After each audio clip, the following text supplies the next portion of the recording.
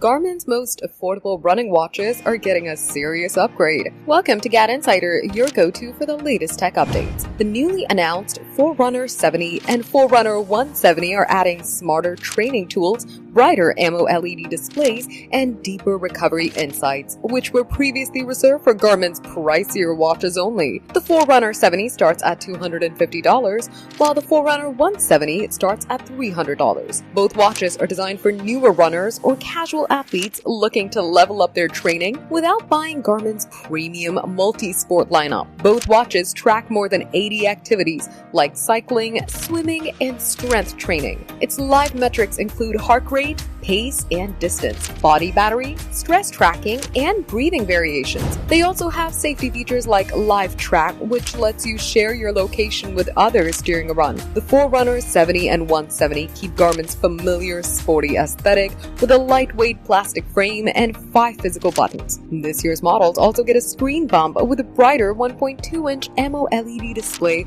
with touchscreen support with new color options like teal, lilac, citron, and soft pink. The biggest functional differences between the Forerunner 70, the Forerunner 170, and 170 Music are payments and media features. The Forerunner 70 and Forerunner 170 add Garmin Pay support, while the slightly pricier Forerunner 170 Music also includes onboard music storage for phone-free playback of downloaded playlists, podcasts, and audio from supported third-party services. These watches can run up to 13 days in smartphone mode and are available at Garmin's official website. So if you are waiting to get yourself into the fitness tech, get the Forerunner now. For more updates, subscribe to GadInsider, like and share the video, and don't forget to press the bell icon so you never miss any update.